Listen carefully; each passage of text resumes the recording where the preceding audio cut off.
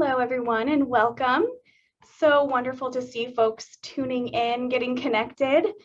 Thank you so much for joining us for the TIPI webinar series and our fifth and final presentation in the Workplace Wellbeing webinar series.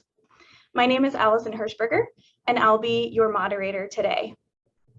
May is Mental Health Awareness Month, and based on the U.S. Surgeon General's framework for workplace mental health and well-being, we have created a 5-part workplace well-being series where we provide evidence-based tools for helping you be successful at work and help to promote employee well-being.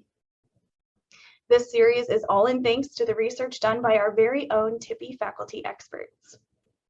I would like to thank Stephen Courtright and all the faculty from our Management and Entrepreneurship Department for their work in this series. It is always such a pleasure to partner together to bring the knowledge of our faculty to our alumni and friends across the globe.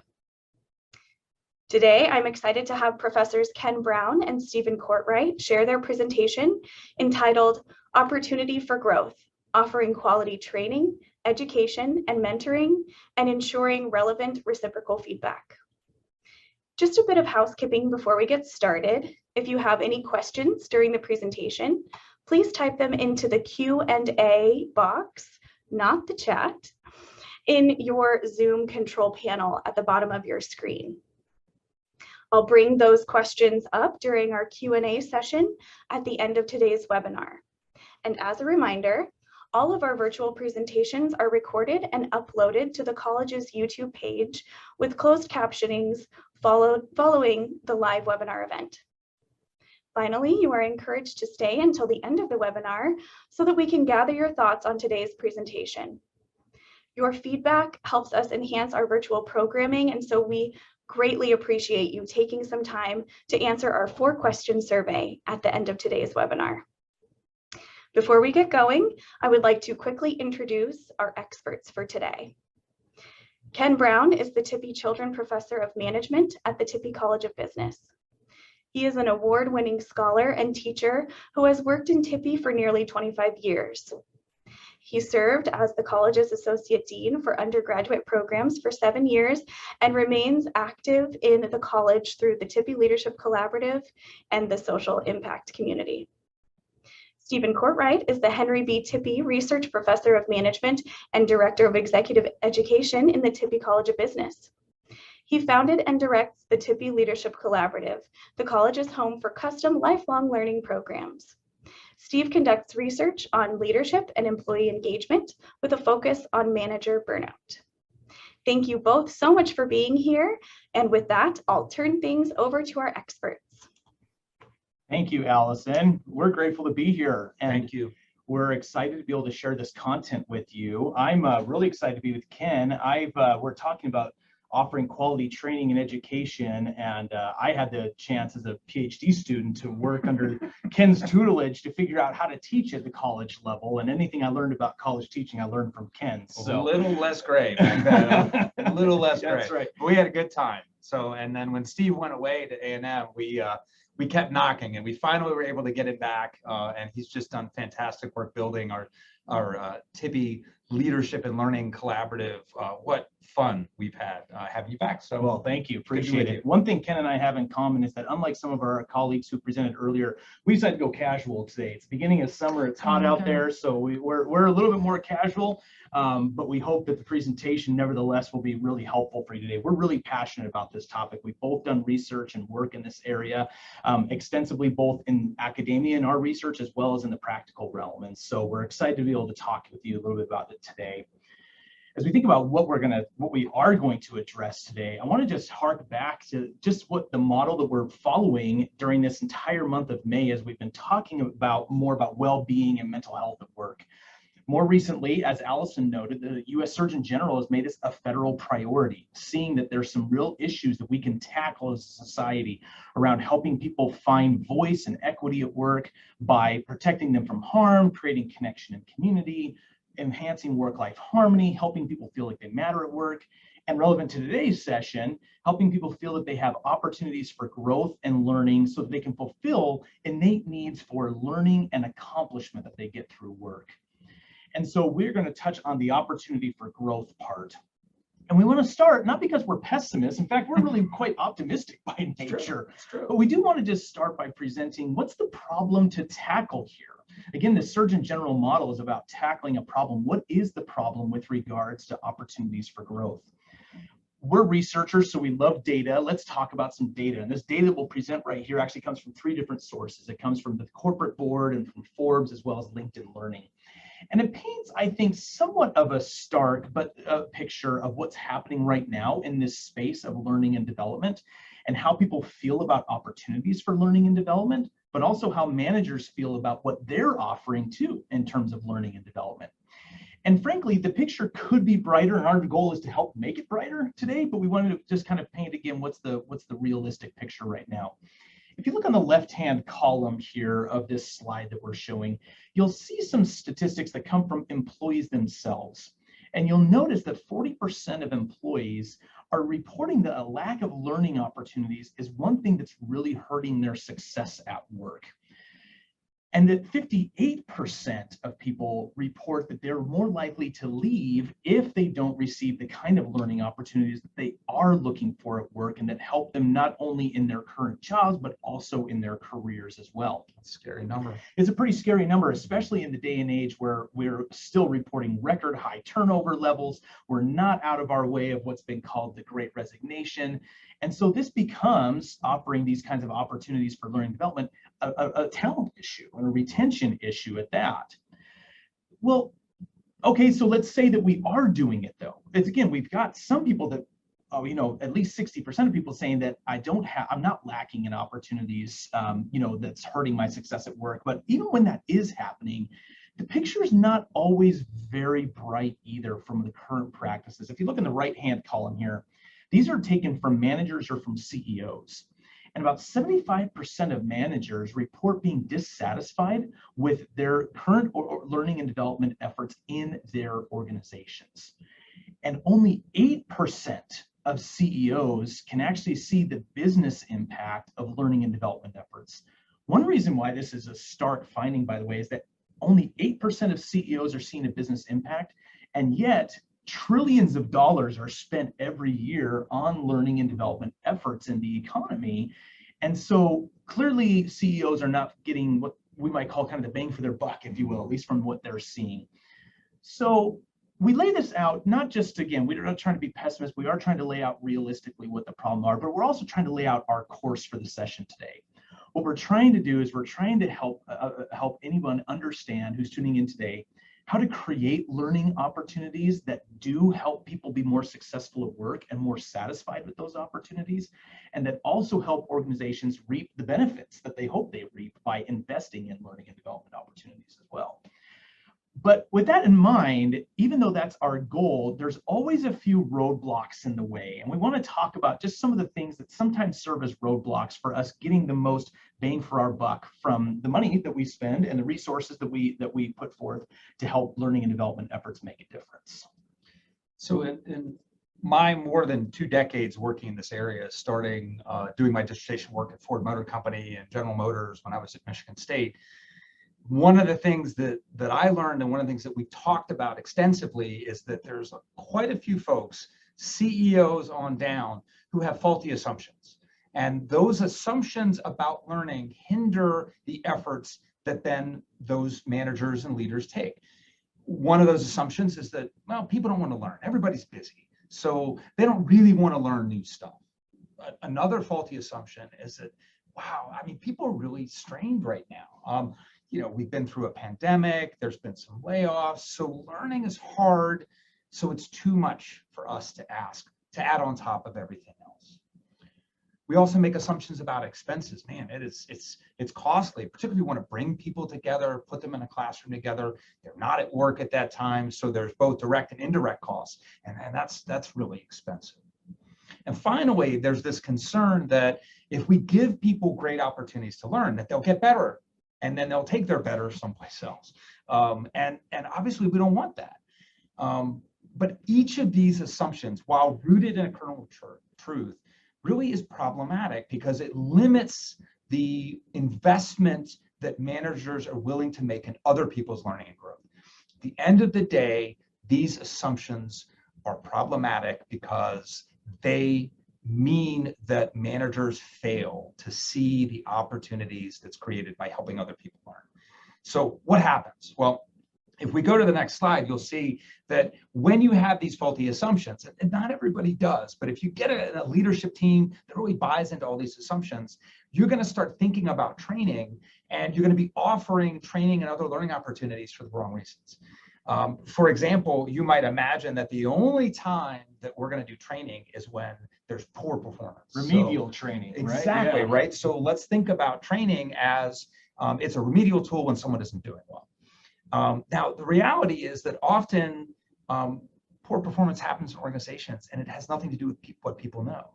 And your poor performers may already know all of the basics that you're providing in the remedial training, in which case you have not just had the wrong reason we have to train people who are bad performers, but you're training the wrong things they don't need to know. You might even be selecting training at a time that's problematic or difficult for people, and it's not providing them something that they're going to use right away, so it's the wrong time. And these combination of things, wrong reasons, wrong things in the training program, wrong time, creates a perception that training is a waste of time, that there's not value in it. For me as an individual, if I'm the employee, for me as a manager, for me as a CEO, that low value just reinforces those faulty perceptions. So we've got to find a way to break the cycle. Let me just give you one more example. Many of you all do compliance training.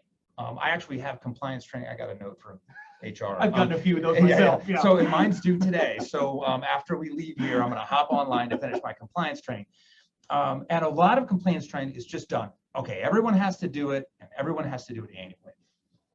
Now, abiding by the law and making sure that you're not liable for avoiding training that must happen, that is a good reason to train.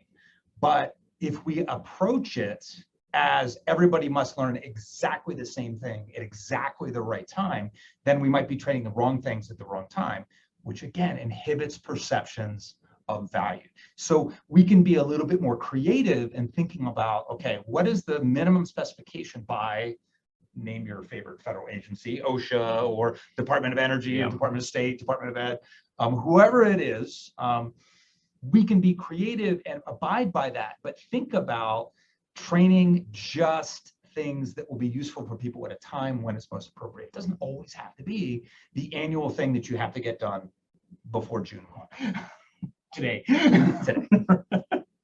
So let's just step back. What's the big picture? The big picture is, if you think education is expensive, try ignorance.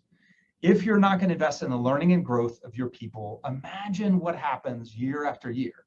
People who want to learn and grow are not getting it there, so they leave. So the people who stay are those who are sort of satisfied, they're content with the way they're doing things. So what happens in terms of the organization's capacity for entrepreneurial endeavors, for reacting to market changes? The firm, the organization, your unit becomes less capable of thriving and adapting. So think about that when you're making decisions about, are we going to invest in learning and growth? Would you rather have an organization that is doomed to failure? Now that's really expensive. Not being able to react, not being able to adapt, not being able to be entrepreneurial. So where does this idea come from? Well, I think Howard Gardner said something similar to this famous psychologist, but I do know it's a bumper sticker. Yeah, and that's, which can be good, insightful. Good stuff comes from bumper stickers. So there's your bumper sticker, big picture idea that's going to anchor us as we move forward with the rest of the webinar. And hopefully this bumper sticker principle, this big picture, also sets the context for what we're going to talk about now. Because what we hope we've accomplished right now is laying out what are the challenges that we face right now in helping people really improve mental health and well-being and work through opportunities for growth and learning, and what stops us from really making that investment in that area of well-being and mental health at work. So hopefully we've made the case so far that this is an important part of not only organizations thriving, but individuals thriving as well. But now let's transition to, what do we do about it? What are our tools that we have to be able to address these issues? Is it a product placement breakdown? I have my own product placement. We won't take a sip though, you know. We don't actually get money from Coke. I think we should though. We were talking about this ahead of time, like, Hello. It's time for a Like the refreshing Truman Coke Show. before we move on. But we do want to talk to you about evidence-based tools for being able to address some of these issues that we brought up already about how do we increase the impact and the satisfaction with our learning and development efforts. So we'll talk about 3 tools in that regard. And these 3 tools are the ones that are talked about the most in the empirical research that both Ken and I have been involved in over the years, and that really kind of capture some broad-based broadband approaches toward being able to really help learning and development be prioritized and help it really make an impact. The 3 tools talk about are developmental experiences, formal training and education, and mentoring and coaching. We'll start off with the top one, which is developmental experiences. We start off with this as the top one, in part because of something that we may find some insights from, that I'm going to show you a video on our favorite bad boss, Michael Scott. So Michael Scott, you're going to see a video that we're going to show here, and Michael Scott is speaking to an MBA classroom of one of his employees at the time, Ryan. And we're going to learn a little bit about what his philosophy is with regards to learning and development. And then we'll go from there and talking a little bit more about developmental experiences. I oftentimes will show this video as we talk about developmental experiences, not only because it's really entertaining to see Michael Scott. This is actually, as an aside, my favorite Office episode of all time. It's also the one where there's a bat that's flying around the office and Jim pretends like he's been bitten by it and he's turning into a vampire. I don't know if you remember this. I like the sexual harassment training one, but I think we didn't show that one. I don't show it as often as I used to. But it's interesting because there's Michael Scott. He's ripping out a textbook. He says, you cannot learn by books. Replace these pages with life lessons. Mm-hmm.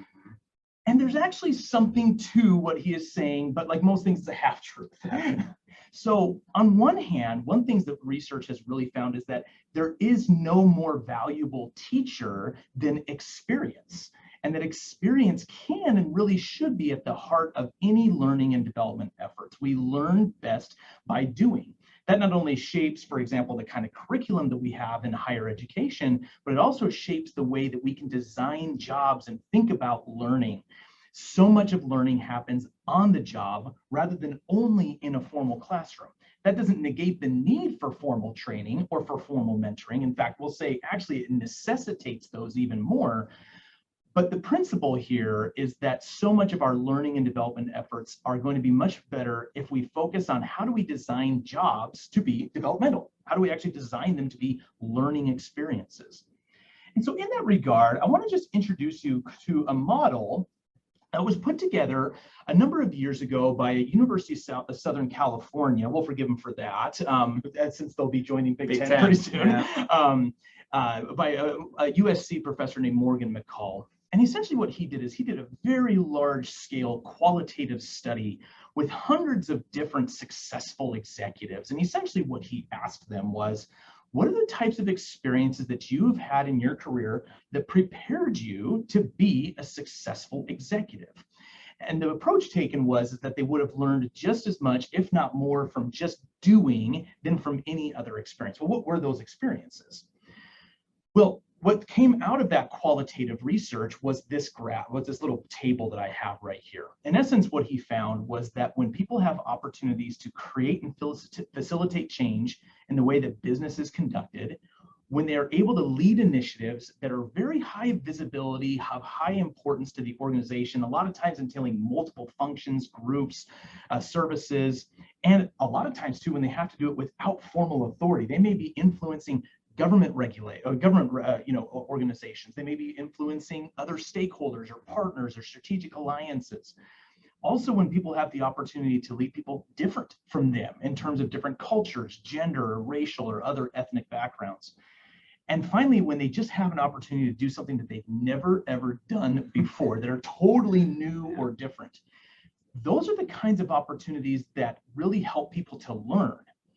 So what they found in the research then is that if we're thinking about learning by experience, again, we're saying we learn best by experience, it's actually not number of years of experience that makes a difference.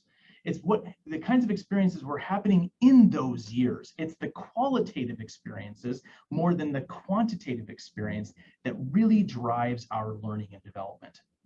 So as we want to offer quality training and education, a lot of times we can think pretty narrowly about it in terms of it's a formal classroom or it's a formal mentoring relationship. And we can actually say there are certain types of opportunities or jobs or roles that themselves can be the greatest teachers. And this particular research that I've shown you here gives us kind of a framework to work within, by which we can say, this is the type of experience that will help this person to really grow and learn and fulfill those needs for learning and accomplishment that we mentioned earlier. Yeah, and my own experience as a manager, one of the things that I find is sometimes we give people really rotten things to do and we say, it's a great learning experience. That's right. So I don't want to confuse that strategy that I may have used a time or two with what Steve is talking about here, which is these are the types of experiences. So if you're going to tell people, hey, I've got something that I think you should work on, if it has one of these dimensions, then all of the research suggests that they will learn and they will be recognized for that learning, and it'll have some tangible benefits for them in terms of subsequent promotions, pay raises, et cetera. These are the experiences that you want to be looking for to create learning and growth. And they create more rapid skill development too. That's the other thing too, creates much more rapid skill development is what the research shows. But that said, there are some risks to this. In fact, if you look at this relative to, say, a formal mentoring relationship or formal training, there's a great deal of risk. And the best way that I can kind of capture the risk in this is people might feel, or we might feel like we're doing to other people, we're kind of thrown into the wolves a little bit. They really are learning from the hard knock school of experience. And two of the greatest risks that are inherent in this kind of approach to learning development are just failure and also just feeling burned out. Even if we're successful, just having nothing left by the time we're done. But thankfully, research has also figured out some things that we can do to help mitigate some of these risks, not completely eliminate them, but at least to mitigate those risks somewhat. And this is actually where some of my research has come into play. So I want to just kind of capture my research by telling a little bit about a story that actually drove the research. A number of years ago, I was talking with a Walmart manager. This was, I don't know what the exact term for it, was sort of like a regular size Walmart. And this regular size Walmart was expanding into a super Walmart. So I was talking with the manager of that store as they were going through this transition. And I said, how's things going? And especially because I study managers, I wanted to find out, how are your managers doing with this transition? And one of the things he mentioned I thought was fascinating. He said, I've got one group that they have never been more engaged with the new challenges they have. We have new products, we have many more employees to hire, we have a whole lot more challenges than we ever had before. And some are just thriving like I've never seen them thrive before. And others are really burning out and bottoming out. Same kinds of challenges, two completely different reactions to those. So he said, well, Steve, what makes the difference? I said, well, let me do some research on it. I think that sounds really cool. That's a good question. So I did some research on that with John Deere Company. And when I was working with John Deere on this, a couple of things that really came out from the research that we did. The first one is that we can throw them to the wolves unless we provide ongoing feedback to them. That the feedback actually creates a bit of a lifeline for folks as they're going through these really challenging experiences. And that as we're giving that feedback, that we're helping to develop and promote a growth mindset. In other words, what we're trying to do is we're trying to help them continually see what they're learning. And we're not necessarily doing that discovery for them. We're just facilitating that discovery. And as people see that they're continuing to learn and grow, they then tend to have more resilience as they face some of these challenges. So providing the ongoing feedback with a focus on what they're learning, not only how they're performing, can be a really good way to be able to mitigate some of the risks of failure. And it turns out the more we focus on learning in these challenges, the more people not only learn, but they perform better at the same time too. The other thing that I found in my research on this regard too is that people's feelings of self-efficacy, that's basically the feeling that if I do X, Y will be the result. If I put in effort, I can be successful, or my unit will be successful at this. Made a huge difference between those two groups that I mentioned. Those who were more engaged by facing new challenges just felt more efficacious. They just felt more self-efficacy than the other group did.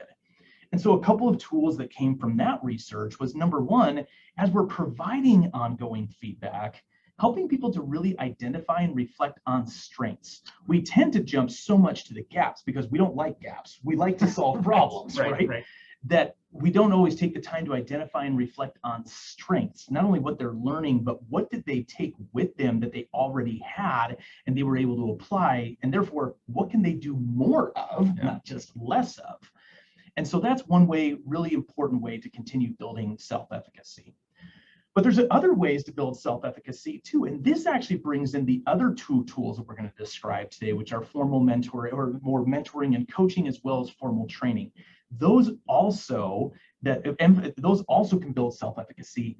And in essence, then, the more that we continue learning in challenging experiences through those other tools, the much more likely that we really are going to make experience the greatest teacher for us.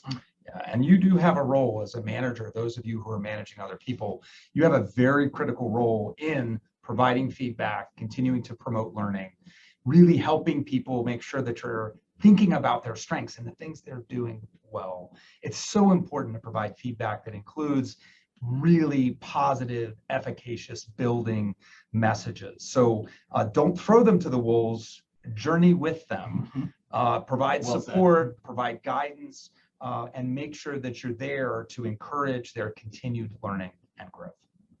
So with that, let's talk about the other two opportunities that we now have to be able to continue that kind of learning and be on the journey with them. And those include, again, kind of providing opportunities for formal training and education, and also providing opportunities for mentoring and coaching. So Ken, take it away on formal training and education. So many of you all have taken fantastic training, maybe an Iowa MBA course that sort of completely reoriented you, was a great learning experience. You enjoyed it, you walked away with skills.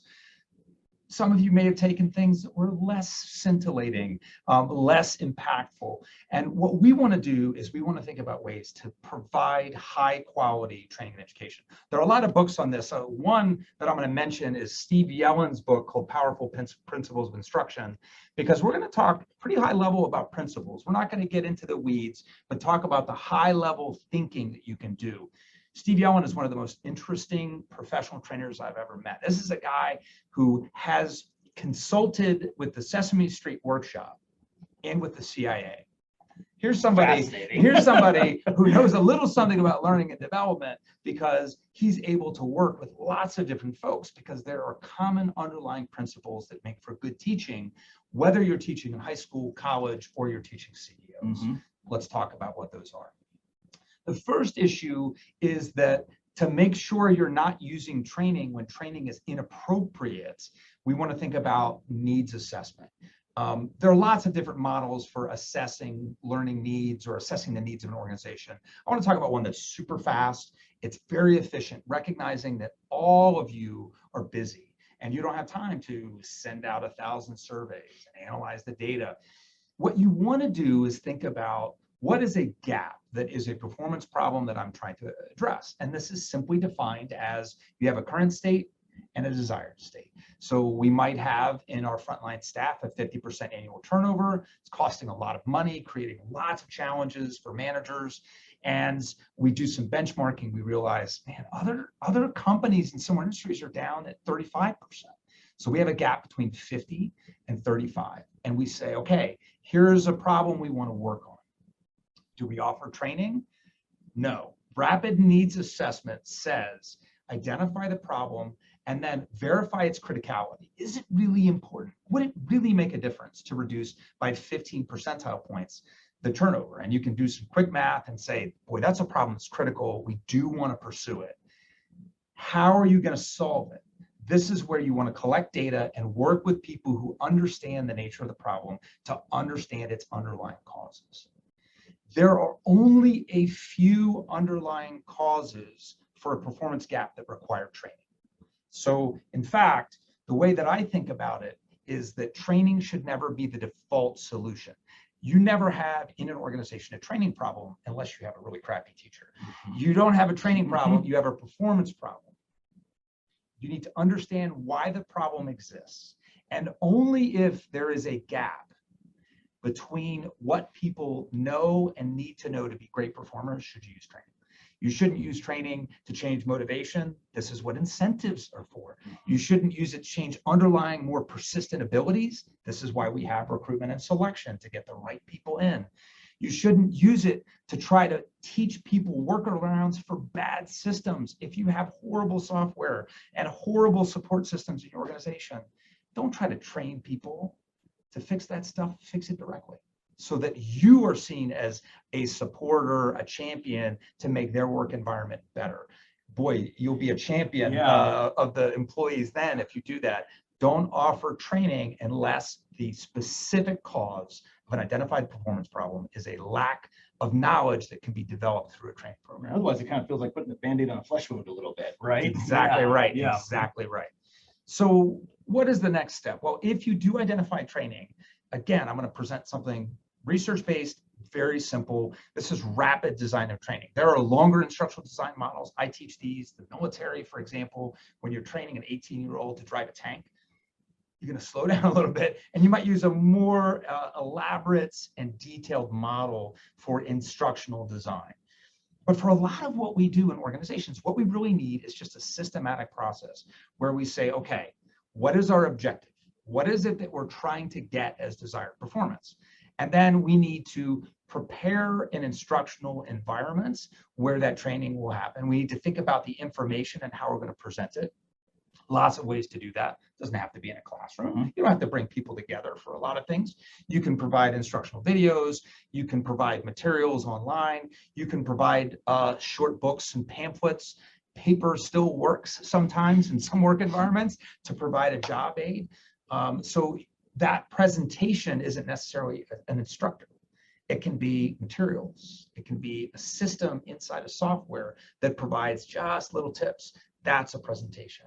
And then you want to give people a chance to practice in a safe environment. And this is where this is different than job assignments. You're creating space for people to practice and get feedback when they're separated from their work.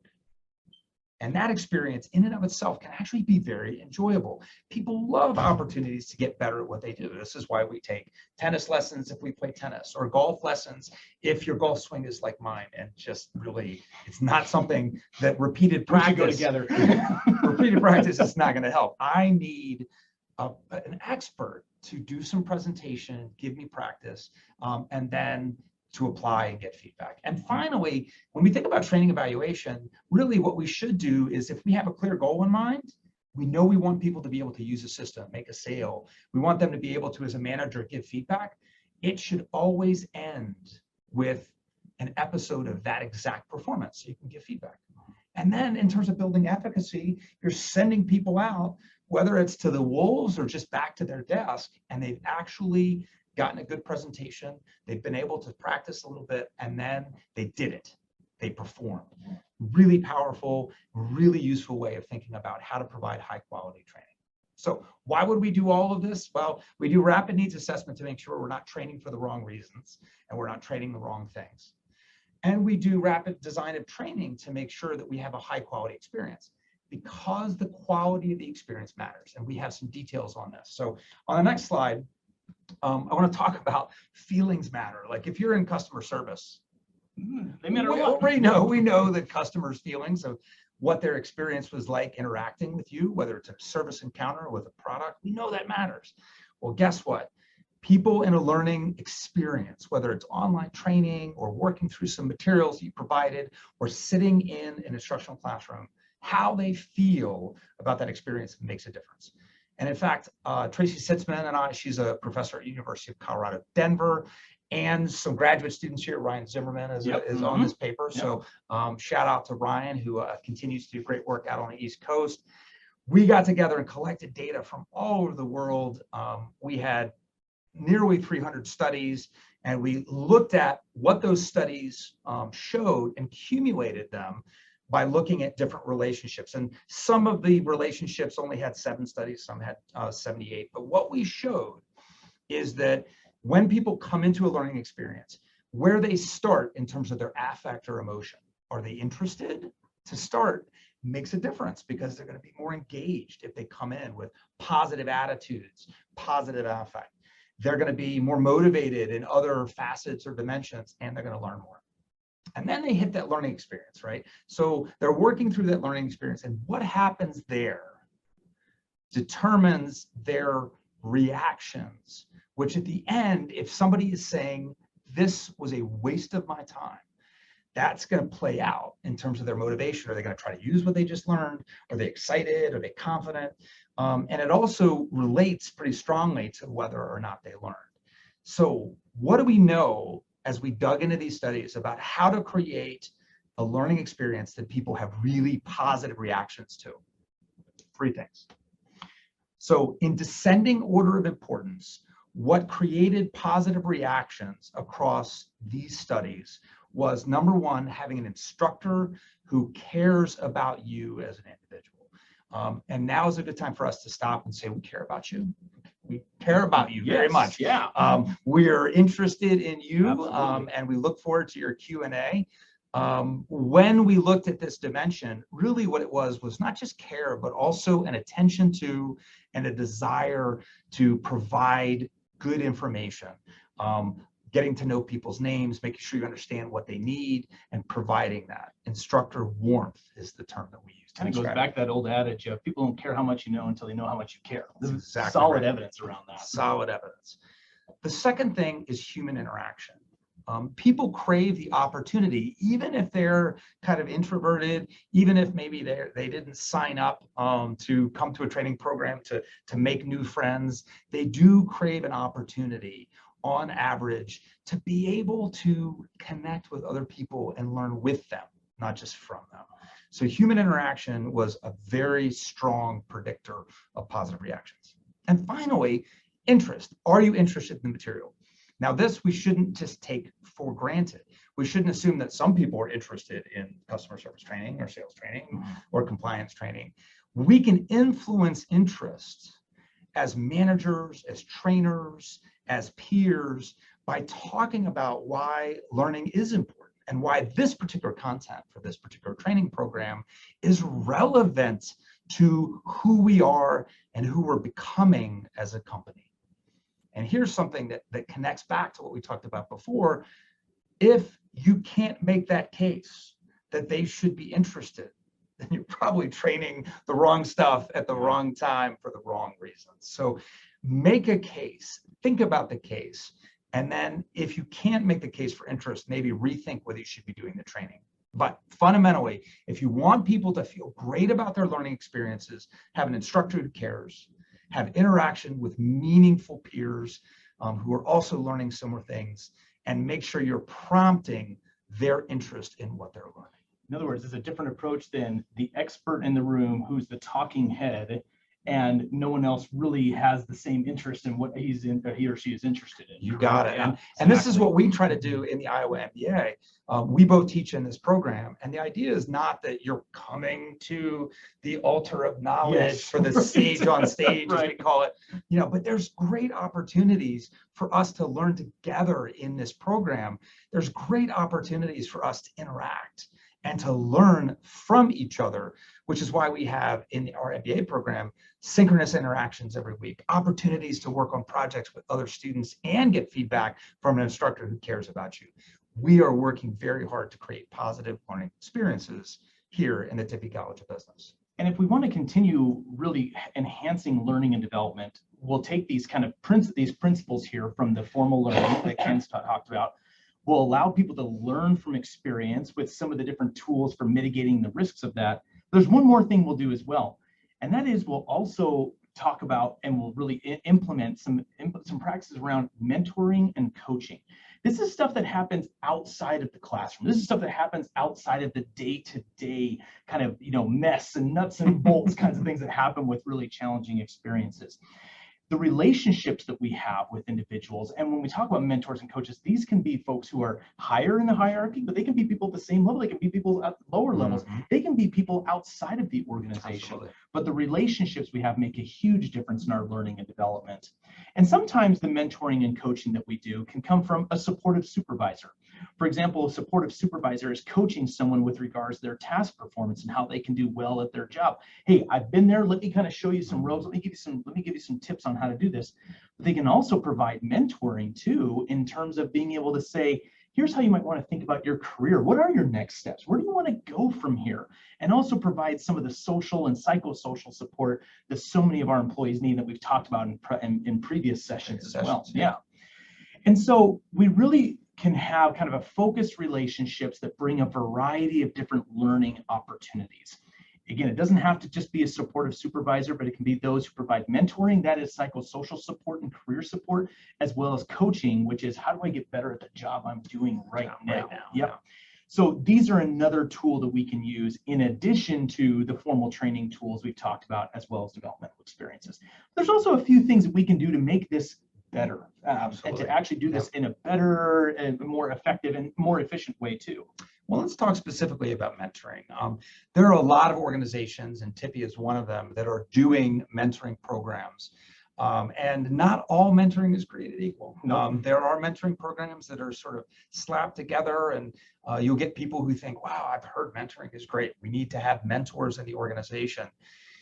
What we know from extensive research on mentoring programs is that there are a couple of key principles. And those principles include don't jam everybody with a mentor or the same type of mentor, but allow some choice. What are you interested in as employees? This is a really important foundational principle. And then we don't just throw people together and say, okay, you're the mentor. We bless you. You're the mentor. Right? Yeah. We give you a t-shirt. Come on, like you should know what to do. But you want to provide training both to the mentor and to the mentee or protege, as we say. Provide some guidance and training about what it means to be in that role and how to fulfill that role effectively. And then we want to create some structure. Just because people have gotten a little training and they have their t-shirts and they're ready to roll doesn't mean that it's easy to step in, but create opportunities for people to come together and have meaningful experiences. It's a great way to bond. And that could include some events, it could include speakers. Many companies do, and this is good practice, specific events where mentors and proteges come together and then they get to do something together. Great opportunity to create some bonding, to create structure to make sure that relationship is happening. And finally, you want to follow up. You want to hold people accountable to having meetings. You want to give them a chance to assess what's working well and what's not, so they have some voice and that you can continue to improve the program over time. So that's 4 principles that will help you create better mentoring programs. We would welcome your questions about mentoring. Happy to answer those and to talk about those. What we want to do is end with just a word about a mentoring program that we built here at the Tippy College of Business, and we're very proud of. So when I was associate dean of the undergraduate program, we knew we had students who came here and didn't quite feel, particularly at the undergraduate level, that this was their place. They hadn't found their people. They were nervous that maybe they didn't have what it takes. So we created a program called BizEdge Mentoring. The idea is that for prospective business students or direct admit business students from high school, we're going to give them an edge by bringing them in and giving them a senior student, not a faculty member yet, but a senior student who's been there, done that, and succeeded in our program. And we're going to create some really great structure for them to come together, to kind of choose what they're interested in a mentor. We do matching, we do some training. We have students even coordinate this program. The staff coordinator who helped create the program with me and now has full responsibility for running what I think is a fantastic learning experience is Gabriela Rivera. And Gabriela creates opportunities for these proteges who are these incoming first-year students to feel like they have a champion, they have a supporter, they have a mentor. There's programming that includes a structure then so they know what to do. And they leave then feeling at the end of that first semester, not just like they belong, but that they can do it. They have support. It's a really powerful program that's helped us drive up our retention and can be used in companies that hire a lot of folks who come in. Mentoring is a great time to use that. It can be used when people are promoted into new positions. The same principles we've used can be used when you promote people to first line supervisor. They could use some mentoring and support because that is a hard job. So BizEdge Mentoring is a fantastic program. We're very proud of it. We've tried to use some of the best principles for mentoring to build it, but we've also done lots of assessment and tweaking. We've engaged students to be leaders with us. So it is a really fantastic opportunity for students to learn and grow because they're given the challenging job assignment of helping continue to run and refine a mentoring program. So here we wrap everything up and wrap everything together to say that there are things that you can do to help learning and growth, that help people feel connected, engaged, create meaning and purpose, and help them continue to be on a journey to be their best selves by giving them developmental relationships, by giving them training that's specific to the knowledge that they need to succeed, by giving them an opportunity to be challenged so that they're contributing to the organization, but they're developing their own knowledge, skill, and capabilities. So all three of these can work together to create the kind of learning and growth. Yep, absolutely. Thanks for taking that full circle, Ken. And thank you again for being here as we talked about these 3 tools for helping to increase the effectiveness of our learning and development efforts. And as we kind of wrap that up, and then we'd be glad to take questions, this is one of those aspects that is so important for enhancing the well-being and mental health of our employees as well, that opportunities for growth. We've talked about the challenges involved with that. What are some of the barriers? But we hope we've spent most of our time on the how-tos, the developmental experiences, the formal training and education, the mentoring and coaching as well. We want to thank you for tuning in today, and we would be glad to take questions for the next about 10 minutes, and then we'll wrap up with just a couple of things. And so thanks again. Allison, what do we? Yes, perfect timing. Thank you so much, Ken and Steve. What a treat to hear from the two of you today. And we are about to hear from some of our wonderful attendees. We've got a few questions already popping up in the Q&A box. If you haven't added a question there to the Q&A box on the control panel of your Zoom screen, please feel free to do so. But since we were just talking about mentoring, I'll jump in with a question related to mentoring. And Ken, maybe this is more directed to you and your experience with BizEdge, but please, both of you, feel free to jump in. Someone is asking this question about mentoring. My workplace does not have a mentoring program. What would you recommend for starting one? That is a great question. I tell you, when we decided to start the BizEdge mentoring program, we spent a little bit of time making sure we knew what was it we were trying to accomplish with the mentoring program. What we don't want to do is say, hey, I heard mentoring is great. I was at a webinar and like mentoring seems awesome. So let's do it. What you want to do is understand what is the business value. And we know that well run, there's opportunities for learning and growth. There's opportunities for worker voice and equity. We know, but it has to be well targeted and well run. So having conversations about who is it that would benefit from mentoring and who are the mentors who would enjoy and appreciate the opportunity and provide the necessary psychological and social support to those folks. So this is a little bit of a slow down and do an assessment and figure out what is the problem you're solving. Then you need to build support from some of your managers. Doing this with no budget is a nice way of setting yourself up for people to say, man, you are a little hypocritical. Like you say learning is important and relationships are important, and then it's a bring your own lunch, you can't even serve chips and salsa kind of event. So having just even a small budget that allows for some of those shared experiences would be really powerful. Management support is also critical. The best mentoring programs have a kickoff as part of the training and part of the structure where you get a CEO or a VP, the head of HR, the head of manufacturing, the head of service operations to say, thank you. Thank you for being here. Thank you for mentoring. Thank you for being a protege. So collect some information to make sure you're solving the right problem that mentoring will help for. Get top management support, including a little bit of a budget, and then think about applying the 4 principles that we talked about here to make sure you have the structure necessary to get the desired outcomes. I want to just build on something real quick that you mentioned, Ken, because as you're making the case for it to get that budget, one of the things that I have found in my experience that makes people hesitant to give that budget, it's the same thing with training too. Well, if we mentor all our new employees, are they really going to stay? Are we just spending money on someone else's employee? Is it really kind of worth it? And one of the things that research shows is that mentoring not only benefits the protege, but it benefits the mentor as well. They're much more likely to be committed to the organization. They're much more likely to stay and to be engaged if they're providing mentoring. So there is a dual benefit there that organizations should be cognizant of as you are trying to start up and kind of get this program going. So hopefully that helps too for continuing to make the case. Yeah, that's a good point. Wonderful, thank you. And it looks like we have an on-campus question here from Molly, wondering if there is a mentorship training on campus here at the University of Iowa for staff.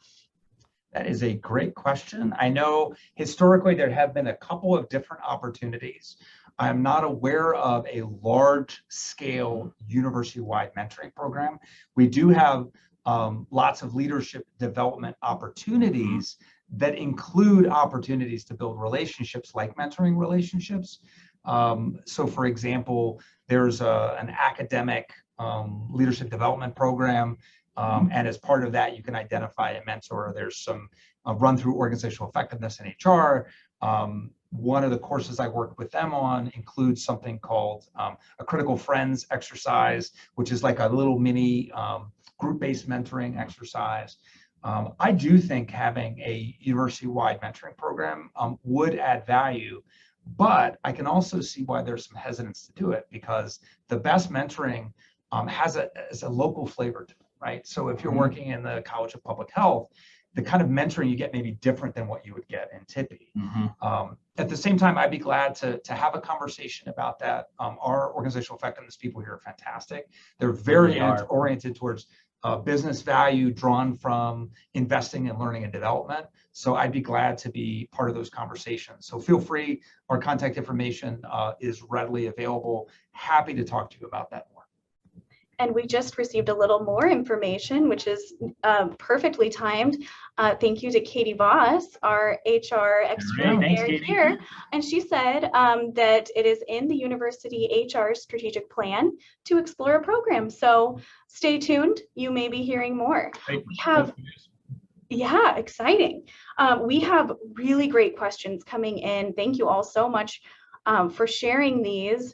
One question that maybe we'll go to next comes from Matt. He's wondering if we can talk about the efficacy of training, development, feedback in an organization that's undergoing significant structural and cultural change, where future job opportunities and opportunities for advancement are unclear, even to leadership.